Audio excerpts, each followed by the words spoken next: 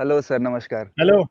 नमस्कार हेलो। भाईजान, जी कैसे हैं आप? नमस्कार सर। ठीक ठाक हैं? कैसे हैं? मैं बढ़िया अरे सर। यार, उस दिन बढ़िया जैसी बढ़िया। लंबी बहस ना लगाना यार, आज को सिंपल सा टॉपिक डिस्कस कर लो। बहुत लंबी हो जाती है बात फिर। अच्छा, और वो- क्या हाल चाल है आपके? हम्म, बढ़िया है सर। आज छुट्टी पे हूँ। आज दिन भर से अच्छा, छुट्टी पे ठीक हूँ है, ठीक तो आज अच्छा है। खासा अच्छा। टाइम है मेरे पास। उस दिन भी था। आप बताइए। अरे, हाँ। उस दिन बस प्रॉब्लम ये थी, बेसिक हमारी इसमें थोड़ी सी डिसएग्रीमेंट है। problem क्या निकाला है चीजों का, वरना राइट्स तो ऐसे ही होते रहेंगे ना। आपने जो सॉल्यूशन दिया कि हाँ। जैसे आपने तारिक फतेह की बात की, आपने कहा कि बाहर से इंपोर्ट किया है उसे तो वो चलेगा नहीं।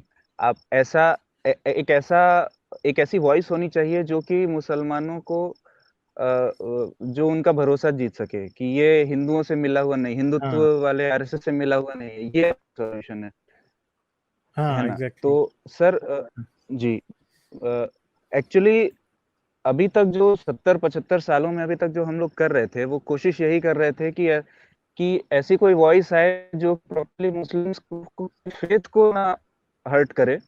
वो ये करे कि उनके इस्लाम को, उनके प्रॉफिट पे कोई वो ना करे, ताकि इससे पता चले कि हम सारे धर्मों की बराबर रेस्पेक्ट करते हैं, क्योंकि यहाँ पे मुस्लिम्स भी रहते हैं, हिंदूज भी रहते हैं, क्रिश्चियंस भी रहते हैं।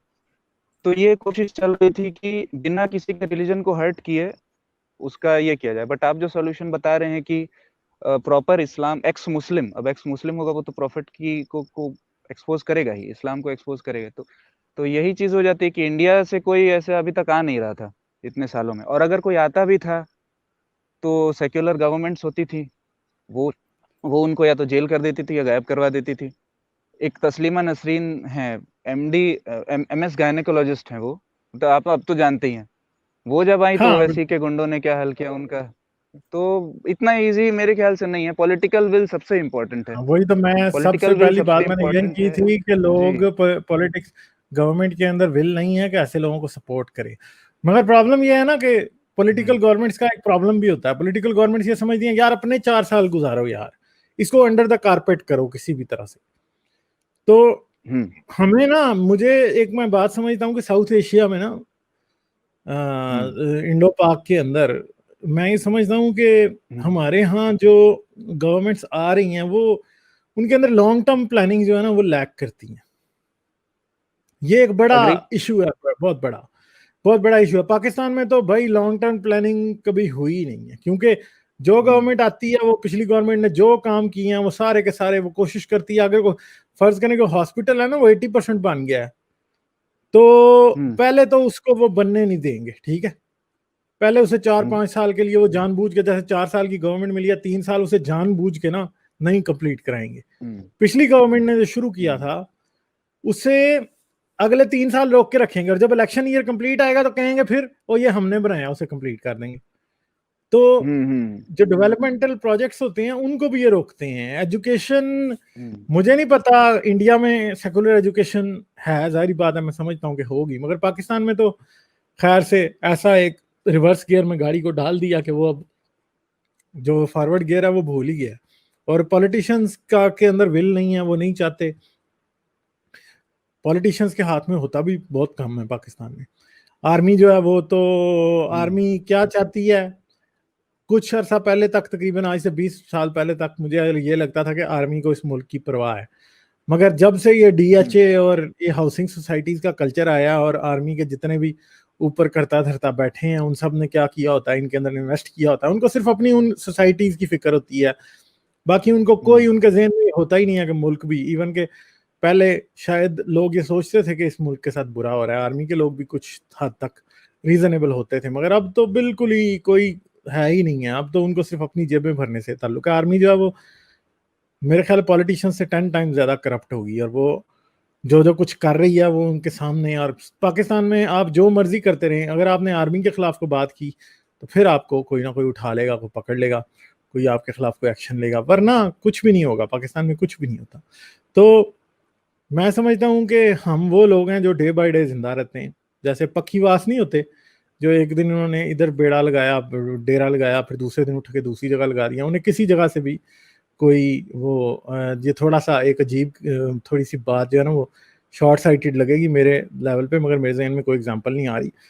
कि उनका कोई वतन नहीं होता। हमारे यहाँ भी मुझे लगता है कि कोई वतन नहीं है। जिसने पॉलिटिशियंस हैं उन्होंने दूसरे मुल्कों में नेशनैलिटीज ली हुई हैं। अभी देखें, पिछले दिनों पाकिस्तानी असेंबली में, एक पार्लियामेंट में लॉ पास हुआ है कि कोई भी मिनिस्टर जिसके पास यहाँ कोई एमएनएज वगैरह इस तरह के लोग जो हैं जिनकी डुअल नेशनैलिटी है, वो डुअल नेशनैलिटी नहीं रख सकते, वरना उन्हें पोजीशन छोड़नी पड़ेगी। लोगों ने पोजीशन छोड़ दी हैं गवर्नमेंट में, और डुअल नेशनैलिटी हुँ, नहीं छोड़ी। अब मुझे बताएं, जिसके पास यूएस नेशनैलिटी है उसने कहा जी जाओ पाकिस्तान भाड़ में जाए, हमने नहीं मिनिस्टर बनना, हमने नहीं ब्यूरोक्रेट रहना, हमने फलां नहीं रहना, हम छोड़ रहे हैं भाई।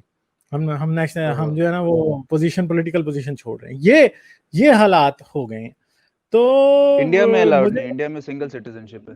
हुँ, हाँ, अब अभी जो सबसे इम्पोर्टेंट बात है कि अगर इंडिया के लिहाज से देखा जाए कि जी किसने मुस्लिम एक्सट्रीमिज्म को कैसे काउंटर किया जाएगा, तो हुँ, अब मसला ये है कि ये भी एक बड़ी ट्रिकी सिचुएशन है। अभी उस दिन हुँ, जब मैंने ये बात की कि भाई हम लोग आज बोल रहे हैं तो इंडिया में कोई क्यों नजर नहीं आता, तो मुझे किसी ने आके यूट्यूब के कमेंट्स में लिख दिया कि भाई तुमसे बहुत ज्यादा सब्सक्राइबर्स वाले इंडिया में एथियस्ट मौजूद हैं। ठीक है, बिल्कुल मौजूद होंगे और मैं हुँ, उनको सपोर्ट करता हूँ। ठीक है, मगर मसला ये है कि हुँ, अभी तक क्या उनको तारिक फतेह जैसी पॉपुलैरिटी मिली कहीं? जब मैंने तारिक हुँ, फतेह से उनका मुकाबला किया था तो मैंने उनसे अपना मुकाबला नहीं किया था। ठीक है, मुझसे ज्यादा हुँ, होंगे, मुझसे ज्यादा अच्छा काम कर रहे होंगे, और मैं उनको सेलिब्रेट करता हूँ उनकी सक्सेस को, और मैं उनको उनको मुबारक दूंगा इस बात पे कि वो अच्छा काम कर रहे हैं। मसला यह है कि क्या मेन हुँ, स्ट्रीम मीडिया पे कोई उनको पब्लिसिटी देने के लिए तैयार है? क्या तारिक फतेह के कि ही बैठा रहेगा, या उनको भी किसी दिन बुलाएंगे? तो जाहिर बात है जिस दिन आप उनको बुलाएंगे उस दिन डेफिनेटली मैं समझूंगा कि you are taking a step in the right direction. और ये याद रखिए कि वो मैं हूं ना, मैं हूं एथियस्ट। ठीक है, मैं मुसलमान हुँ, नहीं हूं, मैं देवबंदी नहीं हूं, मैं बरेलवी नहीं हूं, मैं शिया नहीं हूं, मैं कोई नहीं हूं, मैं सिर्फ पाकिस्तानी हूं। मुझे सिर्फ पाकिस्तान से इसलिए प्यार है कि वो हुँ, मेरा मुल्क है बस। और ये याद रखिएगा, कोई बिल्कुल, एक्स बिल्कुल। मुस्लिम या एक्स हिंदू होगा इंडिया में तो उसको, वो किसी पॉलिटिकल अफिलिएशन उसकी नहीं है, कोई रिलीजियस अफिलिएशन नहीं है, वो दम वर्सेस अस वाली बात नहीं करता किसी भी जगह पे। वो सिर्फ ये समझता है कि वो अस वाली बात ही करेगा, और उस तरह के लोग यकीनन आपके कंट्री को भी फायदा देंगे। और हम भी अपने तौर पे कोशिश कर रहे हैं। जारी बात है हमारी कोशिश अभी छोटी है, जारी बात है वक्त लगेगा। लोगों ने पूरी पूरी जिंदगियां इस बात में लगा दी कि लोगों को एजुकेट करें, एक एक एक नैरेटिव को, एक प्रिंसिपल सिस्टम को सामने लेके आए। नेल्सन मंडेला जैसे लोग हैं, और मैं तो ये एक्सपेक्ट ही नहीं करता कि मेरी लाइफ टाइम में शायद कोई चेंज आए। जाहिर बात है हो सकता है, अगर अगर मेरे अंदर इतनी विल और मोटिवेशन हुई, और अगर कोई जहादी मेरे तक नहीं पहुंचा, तो हो सकता है कि मैं 20-30 साल कोई ये काम करता रहूं, जो कि मेरी विल तो है कि मैं करना चाहता हूं, मगर आई डोंट नो कि कब तक मैं कर सकूंगा, कब तक नहीं कर सकूंगा। तो इसी तरह हमें भी एक, जो पिलर नहीं होते, पिलर वो लोग होते हैं जो कि बस खड़े हो जाते हैं और फिर खड़े रहते हैं, और उनके ऊपर फिर इमारत बनती है। ठीक है, ये जो पिलर होता है ना, वो किसी को नजर नहीं आता। कई दफा पिलर इस तरह के होते हैं वो बेचारे नजर ही नहीं आते कहीं किसी को। इमारत जब बनती है तो पिलर बेचारे पीछे छुप जाते हैं, अंदर किसी को पता ही नहीं होता यहाँ पे पिलर है। तो ये जो पिलर वाले लोग हैं ना, वो आपको चाहिए, वो हमें भी चाहिए, शायद इस पूरी दुनिया को चाहिए। और इंडो पाक में बहुत ज्यादा चाहिए, क्योंकि हमारे यहाँ एक्सट्रीमिज्म जो है वो एक, पहले एक्सट्रीमिज्म का एक डैम है जो कि बनता जा रहा है, बनता जा रहा है, और वो समझेंगे ओवरफ्लो हो रहा है, और हमारे पास से रोकने का कोई तरीका नहीं है। तो हमें ये सारी चीजें देखनी है, हमें एक कॉमन कंसेंसस पैदा करना है, एक डायलॉग शुरू करना है, इंडिया पाकिस्तान के दरमियान में भी डायलॉग शुरू करना है, और फिर ही हम कोई ऐसा कंट्री बनेंगे, कोई ऐसी सोसाइटी बनेंगे जो कि ट्रूली जस्ट होगी लोगों के लिए। मेरी वीडियोस को देखते रहने के लिए चैनल को सब्सक्राइब करें और घंटी का बटन दबाकर ऑल नोटिफिकेशंस पर क्लिक कर लें, ताकि आपसे फ्यूचर में कोई भी नोटिफिकेशन मिस ना होने पाए। इसके साथ साथ मुझे और मेरे चैनल को सपोर्ट करने के लिए पेट्रियन पर मेरे चैनल के मेंबर बने। इस वीडियो को लाजमन लाइक करें और कमेंट में अपनी राय का इजहार ज़रूर करें, ताकि आपका फीडबैक मुझ तक पहुंच सके।